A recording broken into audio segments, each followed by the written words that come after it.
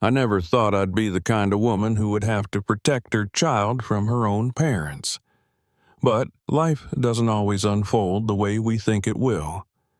My name is Miranda Anderson, and for most of my life, I tried to play the role they gave me, the strong one, the responsible one, the one who made things look easy. But strength, I learned, sometimes becomes a mask, a cover for loneliness, for wounds we never got to heal because we were too busy carrying others. Growing up in suburban Chicago, our family home looked perfect from the outside. A white picket fence, a well-trimmed lawn, and family portraits in the hallway that showcased carefully curated smiles. But behind that polished facade lived a story that wasn't told in holiday cards. My parents, Gerald and Nancy Johnson, were the kind of parents who believed in structure, tradition, and control. My younger brother Ethan was the golden child, adored and indulged. When he broke the rules, it was excused. When I followed them, it was expected. When he struggled, it was the world's fault. When I succeeded, it was just doing what I was supposed to do. From a young age, I understood my place. I was the example, the one who didn't get to fail. That expectation shaped everything. While Ethan was allowed to stumble through adolescence, I was working part-time jobs, building a portfolio, and mapping my escape through education. I earned a scholarship in graphic design, left for college, and in that freedom, I began to breathe. I met Robert during a campus project. He was studying architecture. He listened to me, believed in me, and never once made me feel like I had to prove my worth. We built something together, a relationship based on respect, a quiet kind of love that felt solid, real, and steady. We married in a small ceremony. My parents came, dressed well, smiling for photos, but Ethan didn't show up. I should have taken it as a sign. Over the years, my parents kept their distance. I didn't ask for much, and they offered even less. When Robert and I had our son, Thomas, 8 years ago, they suddenly wanted to be involved. Grandparents seemed to suit them, at least on the surface. They showed up for birthdays, holidays, the occasional weekend. But their attention always came laced with judgment. When Robert died 2 years ago in a construction accident, I shattered. It was the kind of grief that hollowed out the soul. But I couldn't afford to collapse. Thomas was only 6. He needed me. So I picked up the pieces, ran the business we'd started together, and kept moving because stopping meant drowning. My parents offered condolences, a few babysitting shifts, but quickly returned their energy to Ethan and his latest venture. Another food truck, another failed app, another broken promise wrapped in big dreams. They kept giving, and I kept biting my tongue. I wanted Thomas to have grandparents, even if it meant swallowing my resentment. I never thought they'd use him against me. The real unraveling began when Ethan appeared at my door one afternoon, all charm and desperation. He needed $30,000 to invest in a cryptocurrency project he claimed was guaranteed.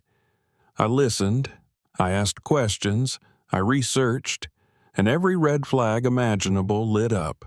It was a scam, a polished one, but a scam nonetheless. When I told him no, he turned vicious, called me selfish, said I was sabotaging his future out of jealousy. Then came the calls from my parents, the accusations, the guilt-tripping. Family helps family, Miranda. You've always been cold, always held yourself above us. I tried to stay calm, to reason, to explain that I was protecting them too, that I wasn't just being cautious, I was being responsible.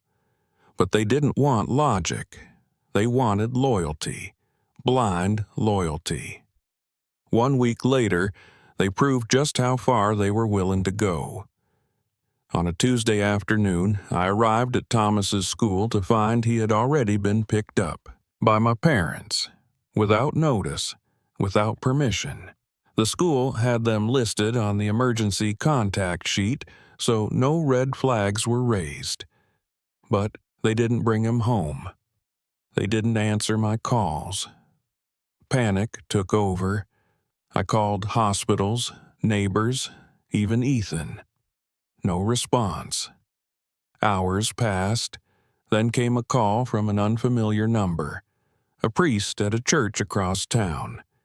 He had found Thomas sitting alone with a backpack and a note. My parents had left him there, abandoned him, told him I didn't want him anymore, that I needed to learn a lesson. That was the moment something inside me snapped. Not the kind of snap that screams or shatters plates. No, it was quieter, more final. It was the end of illusion, the end of pretending that love, even parental love, was enough to excuse everything. I drove to the church like a woman possessed. I found Thomas wrapped in a blanket, sipping hot chocolate, trying to be brave.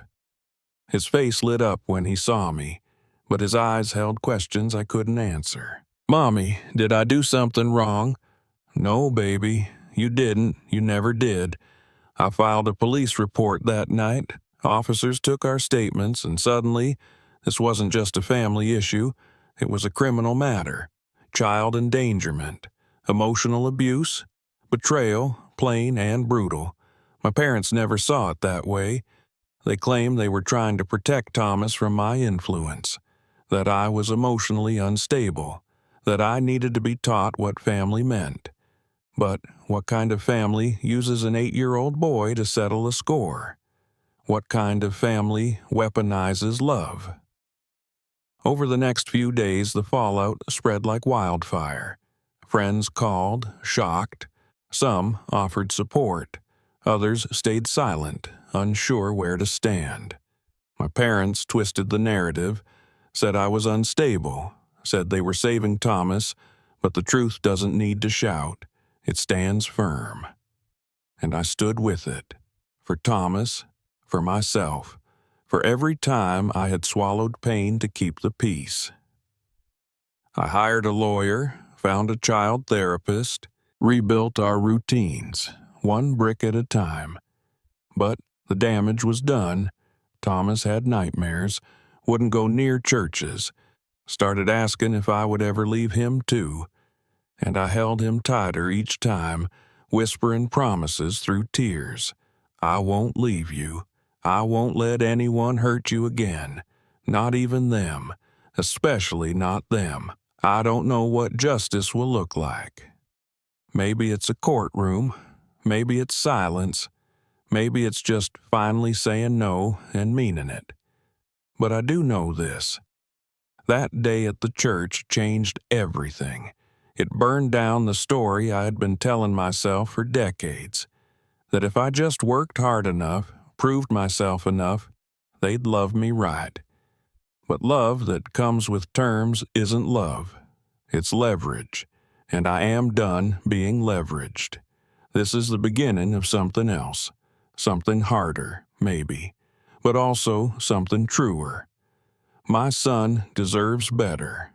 And so do I. The days following that moment at the church blurred into a whirlwind of police reports, legal consultations, and hushed bedtime conversations filled with soothing words I wasn't even sure I believed. Thomas had stopped asking when he would see his grandparents again. At first, I thought it was a sign of understanding, but one night as I tucked him in, he clutched my hand and whispered, "Do I have to go back there if they ask?" My breath caught. "No, sweetheart. You never have to go anywhere you don't feel safe, not even if it's with people we love, especially not then." He nodded, but I saw the fear hadn't left his eyes. Dr. Wesley Bennett, the child psychologist our school counselor had recommended, became a lifeline. Gentle, insightful, with a quiet firmness that made Thomas feel heard without forcing him to speak. During their third session, Dr. Bennett told me, "Your son is resilient. He's beginning to express his emotions instead of shutting down. That's a good sign, but we need consistency. He needs to know he won't be pulled back into chaos." I nodded, grateful and heartbroken, because chaos was exactly what followed next. I had barely caught my breath from the incident when I learned from my attorney, Patricia Hernandez, that my parents were denying everything. In their statement to the police, they insisted they were merely watching Thomas for a few hours while I dealt with a personal emergency, that I had consented, that they'd left him at the church for my own good. Patricia's lips thinned as she read the transcript. They're trying to spin this like it was some misunderstood act of family concern. I'm filing for emergency custody protection just to make it official that they have no right to take him anywhere again. We'll also push forward with criminal charges. It's the only way they'll be held accountable. I signed the papers, my hands steady. I had no idea what it would cost me emotionally to follow through, but there was no alternative anymore. The silence from Ethan was deafening. I hadn't heard from him since our argument, and I suspected he was staying out of sight while my parents tried to mop up the damage. But then the silence broke.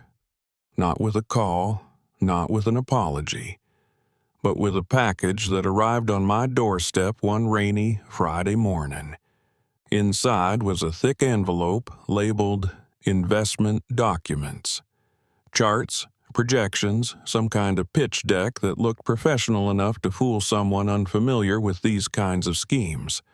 And a handwritten note. "Still think I'm crazy? This was real. It still is. You missed out. E." I stared at it for a long time. Not rage, not sadness, just numb. He hadn't understood a single thing. My parents' home, I later learned, had officially been refinanced. A second mortgage, $60,000 funneled directly into Ethan's venture. Patricia got confirmation through a contact at the county records office. I wanted to scream, wanted to go to their house and hold up the evidence and yell, "Was it worth it? Was losing your grandson worth this fantasy?" But I didn't. I stayed quiet, strategic, focused. The next time I saw my parents was in court.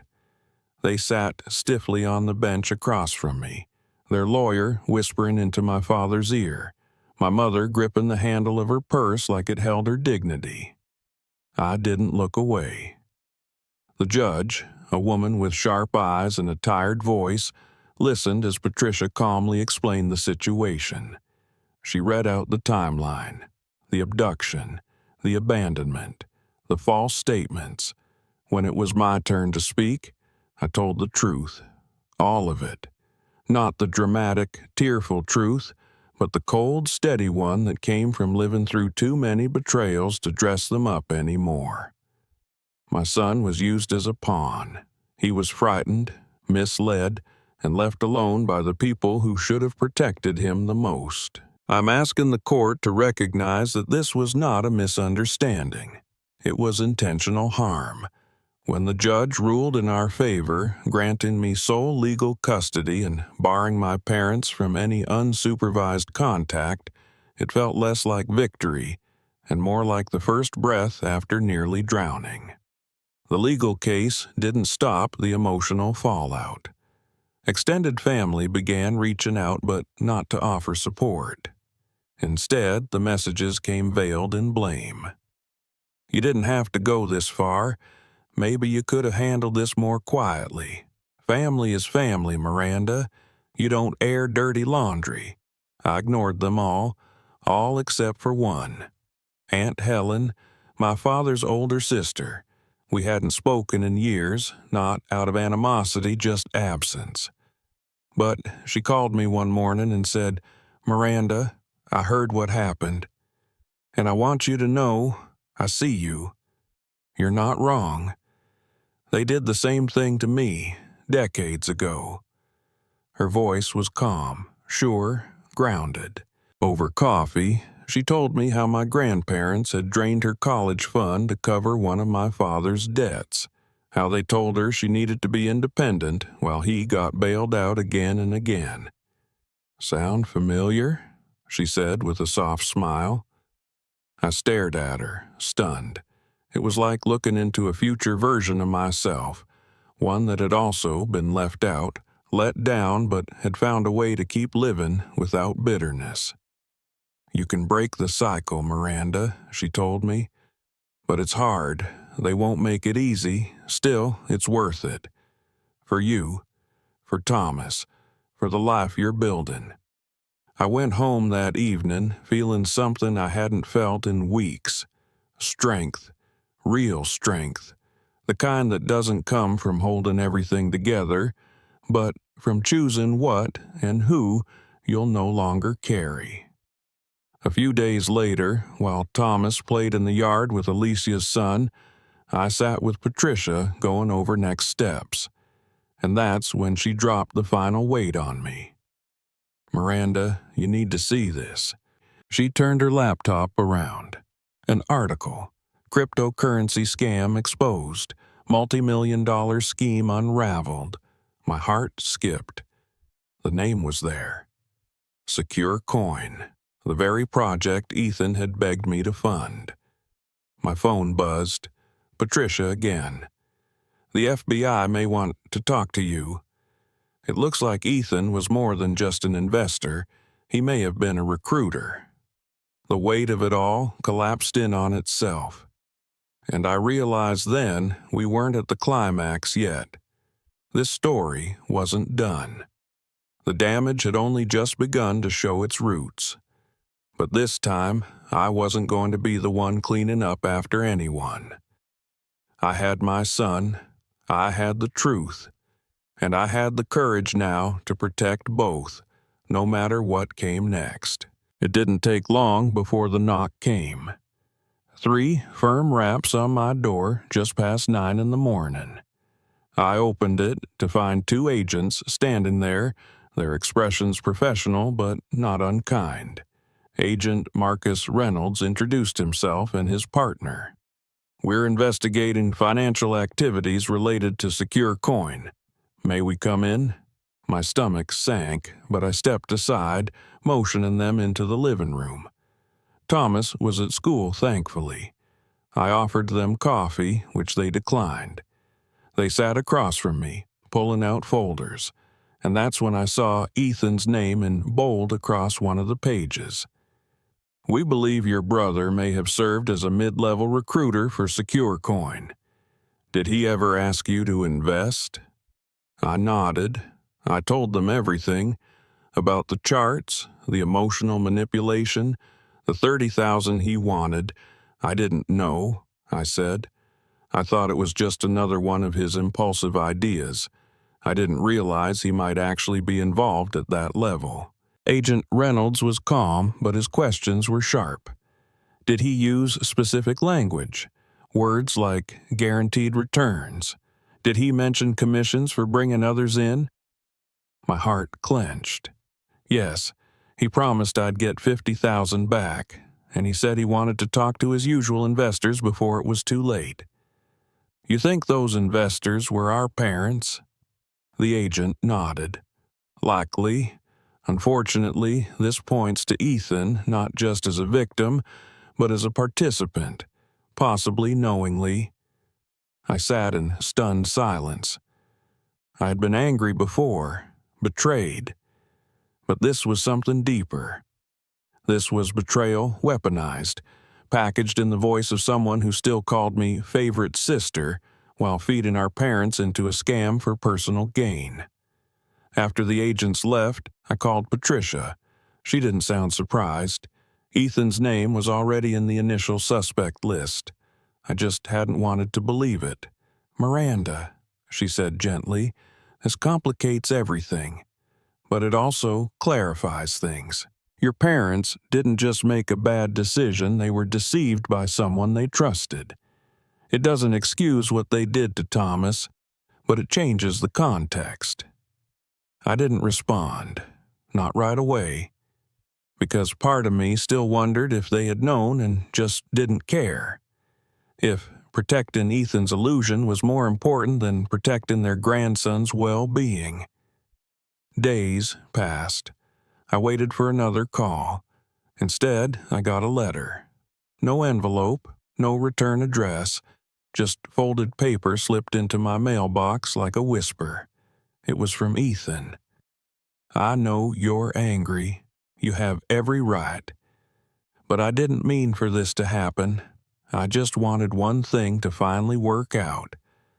I thought if I could get in early, bring in enough people, maybe I'd finally make you all proud. I didn't know it was a scam. Not at first. By the time I realized, I thought I could fix it before anyone noticed. But then everything spiraled. I'm sorry. You won't believe me, but I am. I sat with the letter for a long time, read it twice, then 3 times. There was no admission of guilt, no ownership of what he had done to our parents, to me, to Thomas. Just regret that the outcome hadn't gone his way. Alicia read the letter over my shoulder and scoffed.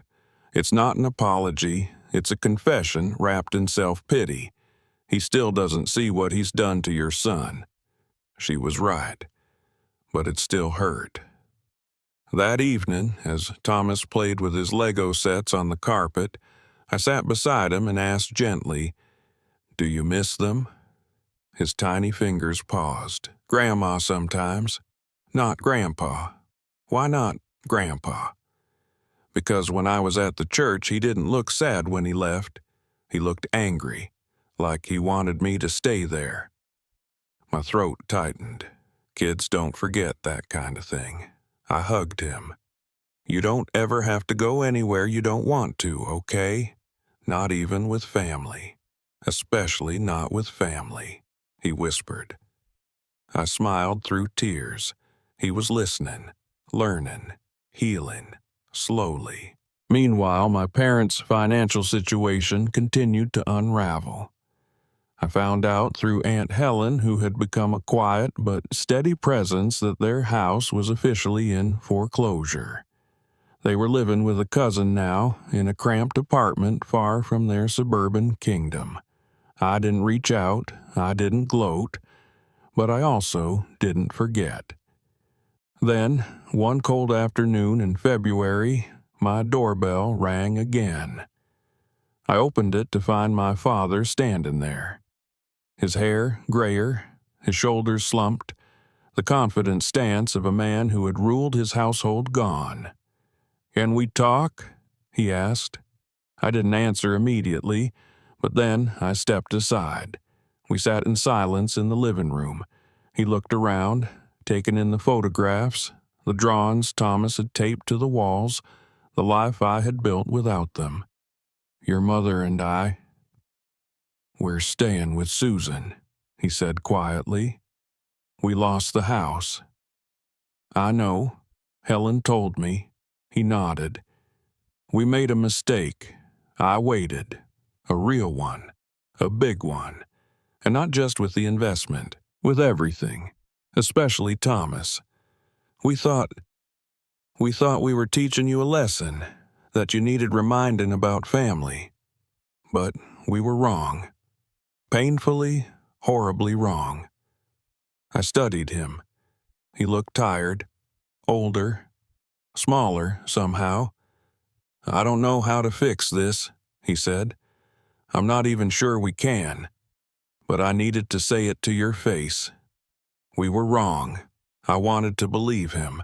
I wanted to reach for the daughter I used to be. But instead I said, 'You hurt him, and you hurt me. And you let Ethan hurt all of us while you watched.'" He didn't argue, just nodded. "Do you want to see him?" I asked. He hesitated. "Only if it's okay with him." That night, I asked Thomas, "Do you want to see Grandpa?" He was quiet, then said, "Only if you're there too, and not for long." So I arranged it, a short, supervised meeting at a park. My father brought a small gift, a wooden puzzle. Thomas accepted it, said thank you, and when the time was up, he said, "Okay, I'm ready to go." I was proud of him. He had boundaries. He had power, and he was learning how to use it. The weeks after that park visit passed in a strange sort of quiet. No apologies from my mother, no calls from Ethan. My father followed up only once with a short message. "Thank you for letting me see him. I won't push again." I didn't reply. I didn't need to. Thomas's world slowly began to settle. The nightmares became less frequent. He started playing with his classmates again, even asked to join a science club at school. I watched him from the sidelines of his life, guarding without smothering, nurturing without controlling.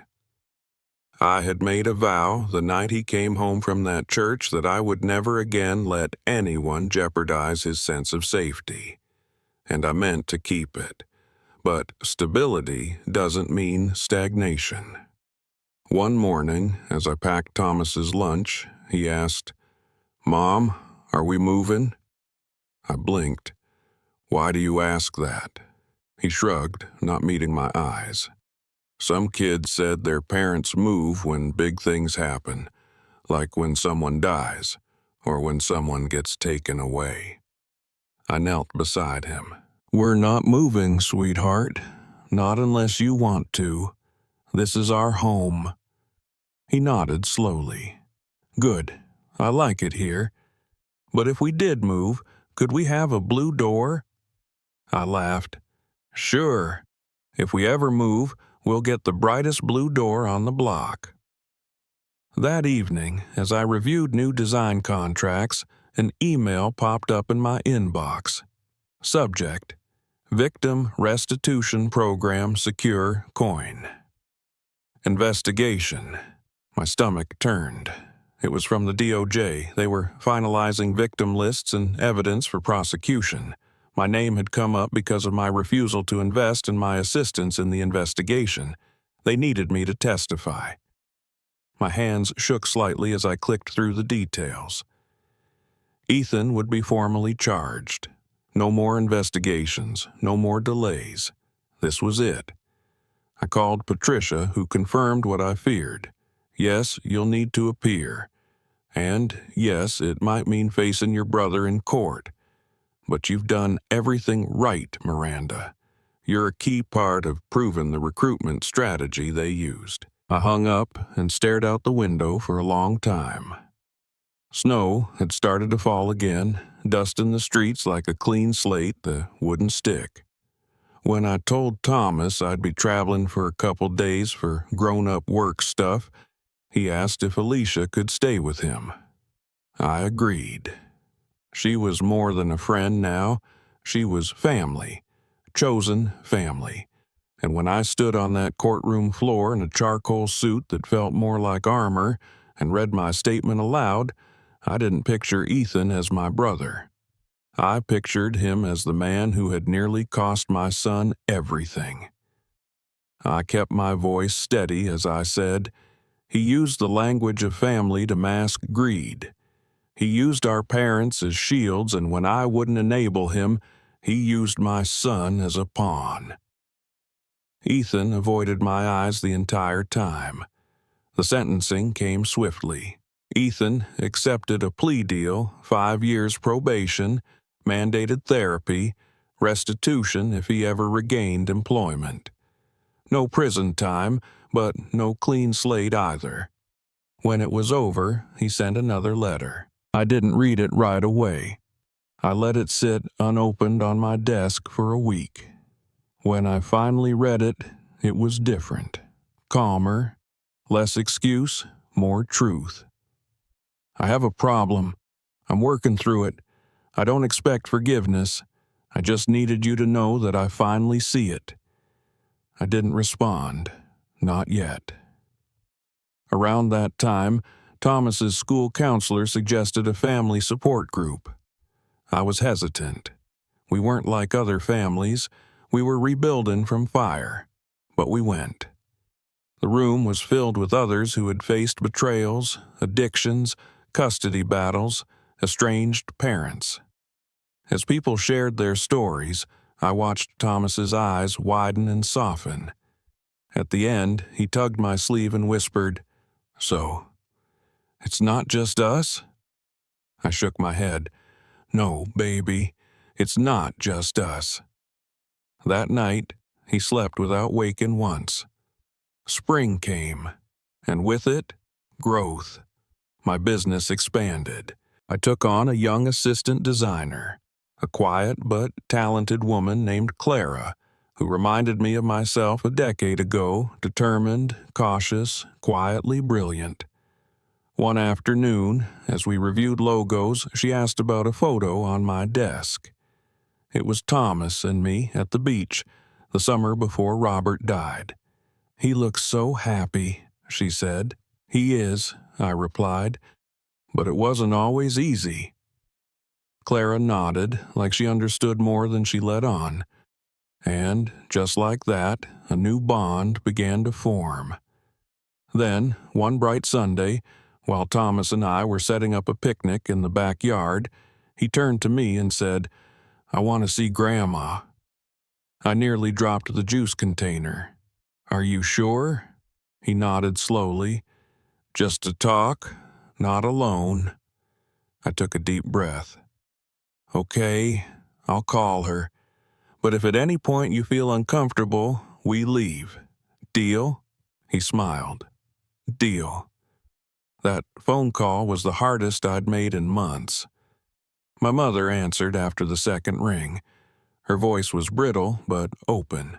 "Thomas wants to see you," I said. "Supervised.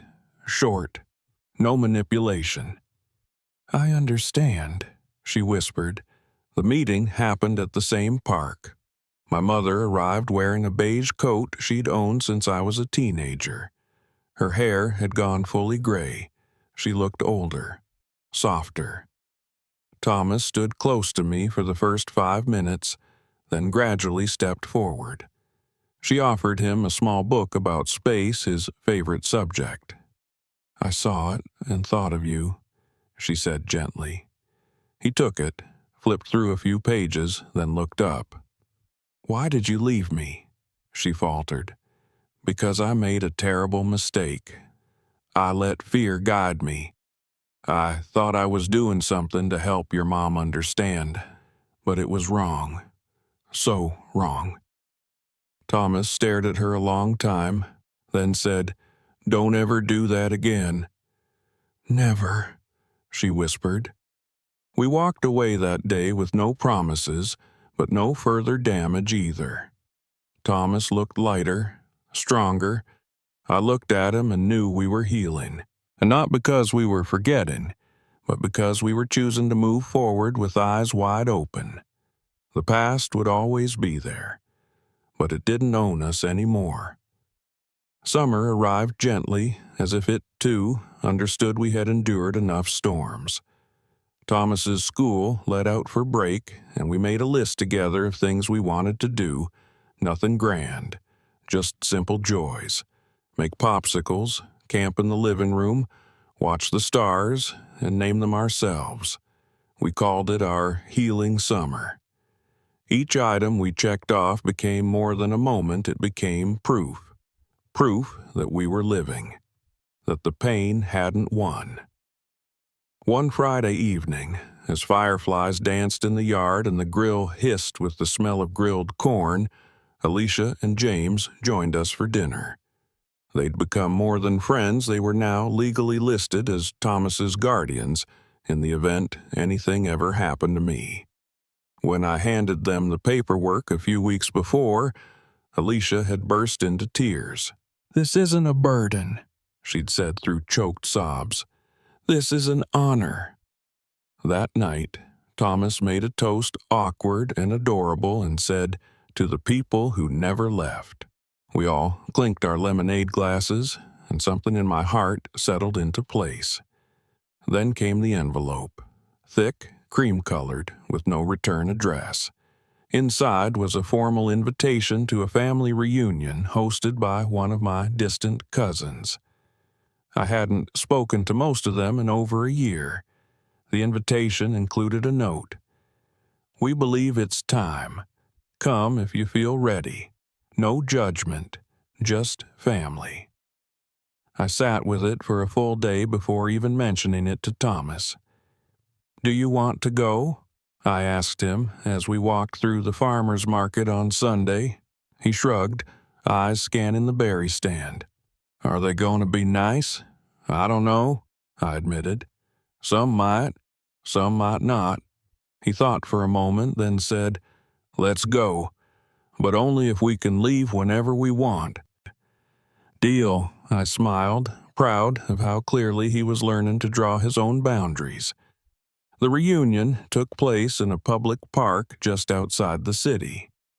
The day was warm and loud and messy with laughter. When we arrived, I felt every pair of eyes turn toward us.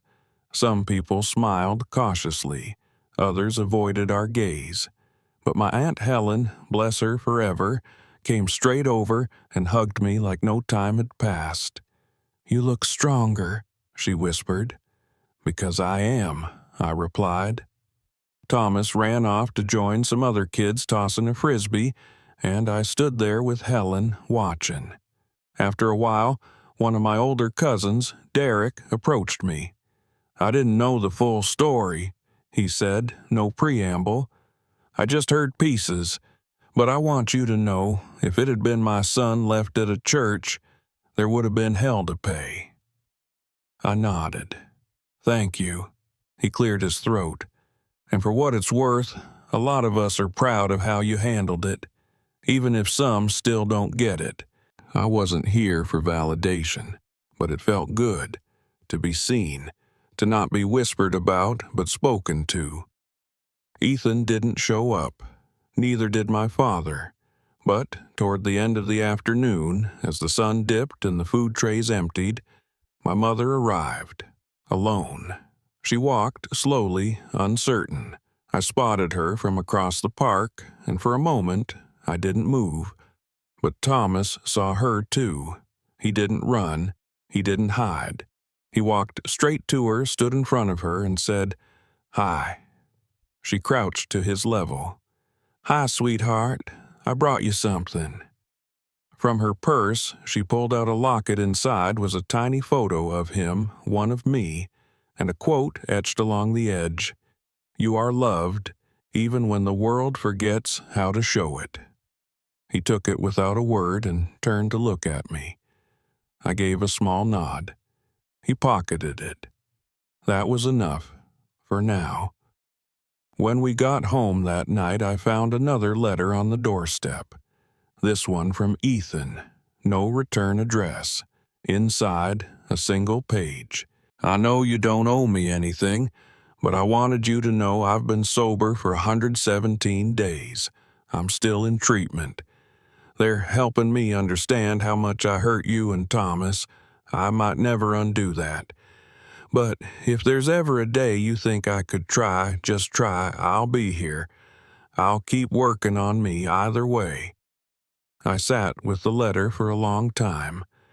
I didn't cry. I didn't smile. I simply folded it neatly and placed it in a box labeled "Someday." Forgiveness is not a door you fling open.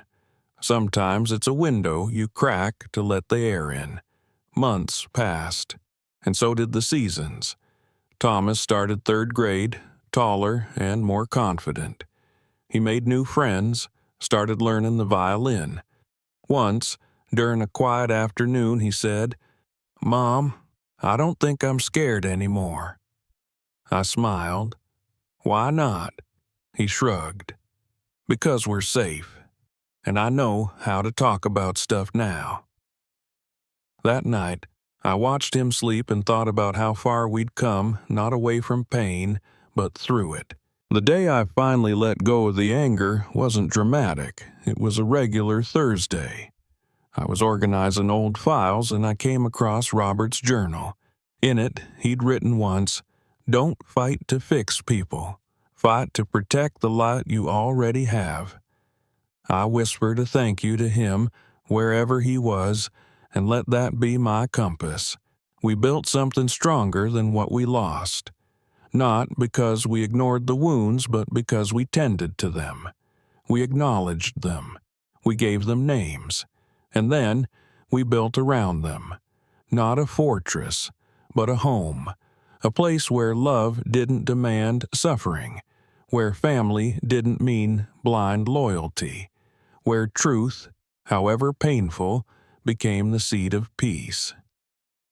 Sometimes the hardest choice is walking away from people you were told you must never leave. But if staying means shrinking, silencing, or surrendering who you are, then the most radical form of love is saying no and meaning it. For yourself, for your child, for the generations that come next. This was our story. And maybe, in some corner of it, it's yours too. If you've ever had to draw a line in the sand and say, "This ends with me," then you know, healing isn't a destination. It's a decision, made over and over, until it becomes a life. Thank you for listening. And if you're out there, struggling to rebuild from the rubble of betrayal, I hope this reminded you, sometimes the most beautiful homes are built from broken bricks, just as long as you choose which ones to keep.